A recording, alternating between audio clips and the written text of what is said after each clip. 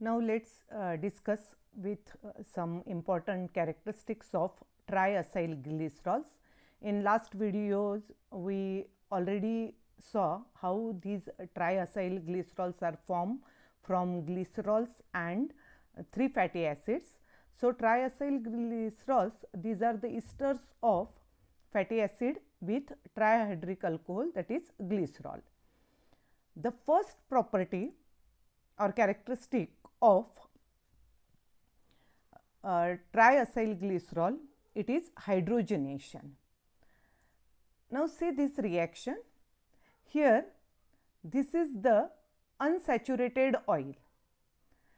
It is a triacyl glycerol, but in long hydrocarbon chain, as it contained double bond, so it is a oil, or we can say it is unsaturated oil. Now, due to the presence of carbon double bond carbon in the unsaturated fatty acid, they can be easily hydrogenated by reacting with hydrogen in presence of heat and some catalyst like nickel. So, when carbon double bond carbon, it is hydrogenated, it get converted into carbon single bond carbon, and we get saturated fats. So, during hydrogenation, unsaturated oils are converted into saturated fats. For example, margarine, which is used as a substitute of butter in McDonald's and some other restaurants. So, margarine is produced when 2/3 of the double bonds present in vegetable oil is hydrogenated. Now, as these hydrogenated product or saturated fats, these are solid at room temperature, and hence this process of hydrogenation of oil is called as hardening of oil, because initially oils are liquid in nature, but when these are hydrogenated, they get converted into fats, and fats are solid at room temperature. That means oil becomes hard, and hence this process is also called as hardening of oil. The next characteristic or the next property of triacyl glycerol is hydrolysis. Triacyl glycerols, like any other esters, reacts with water to form carboxylic acids and alcohol. This is a triacyl glycerol.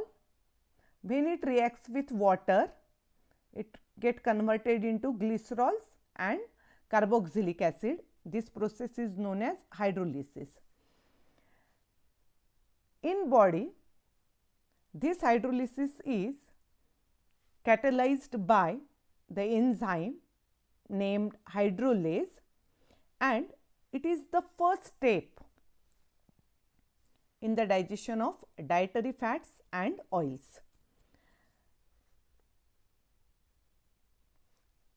In the laboratory, hydrolysis of fats and oil is usually carried out by strong aqueous bases such as NaOH and KOH, and during this process, this triacyl glycerol, it may be oil or it may be fat depending upon the nature of R group. When these are hydrolyzed in presence of some strong alkali, we get glycerol and salts of carboxylic acids.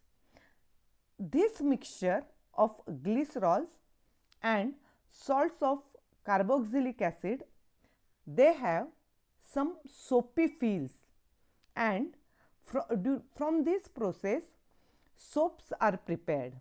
Soft soaps as well as hard soaps are prepared by using this process, and hence hydrolysis of triglycerols, it is also called as saponification process.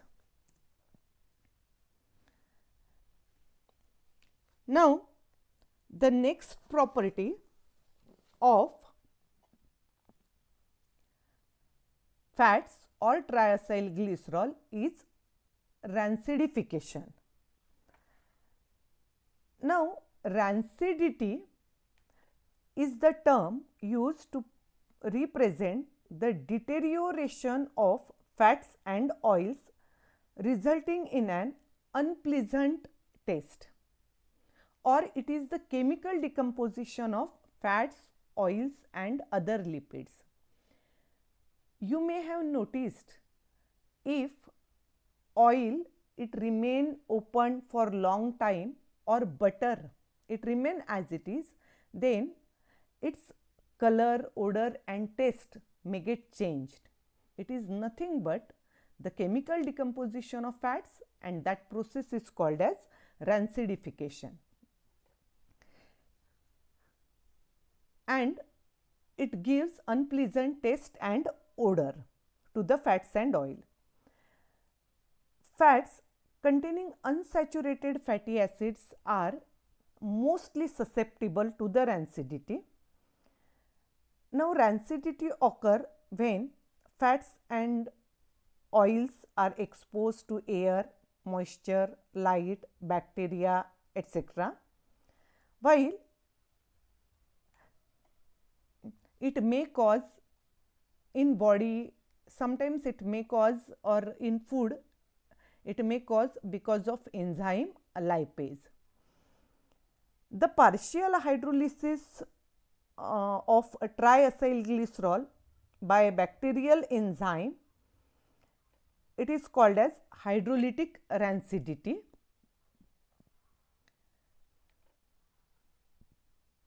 Now, oxidative rancidity is due to oxidation of unsaturated fatty acids. This results in formation of unpleasant products such as aldehydes and ketones, and these aldehyde and ketone give bitter taste and unpleasant odor to the fats and oil. They also spoil the taste of butter, ghee, oil. These rancid fats and oils are unsuitable for human consumptions because they cannot get easily digested in the human body. So, this is rancidification. Rancid oils, as I just told you, are not suitable for human consumption.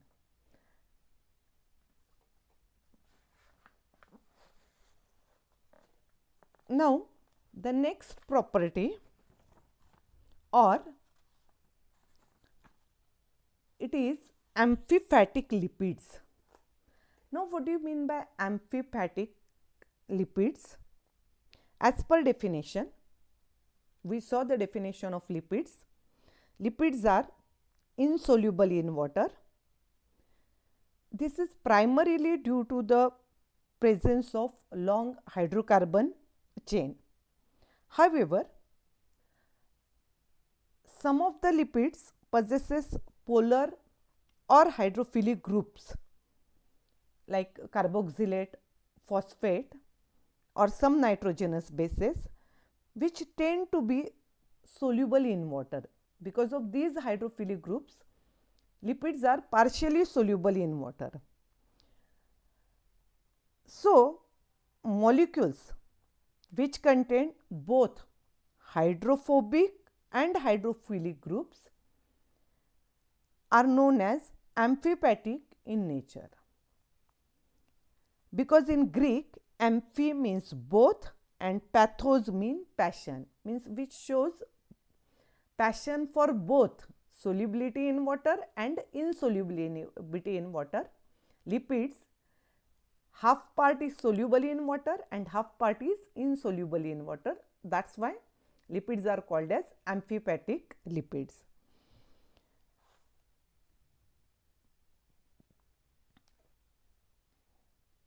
Now, see, this is the structure of lipids. These lipids, as in the very beginning we saw, that lipids, they are having long hydrocarbon chain which is non-polar group, while the some carboxylate and phosphate groups are present here, that part is called as head. So, lipids are arranged in such a way that their hydrophilic heads are projected outside, while hydrophobic tails, these are projected inside, and in this way lipids form bilayer. So, their hydrophilic heads are outside and hydrophobic ends are tails are inside. That is why lipids are amphipathic in nature. Among the lipids, fatty acids, phospholipids, sphingolipids, bile salts, cholesterol to some extent, and all these are amphipathic in nature.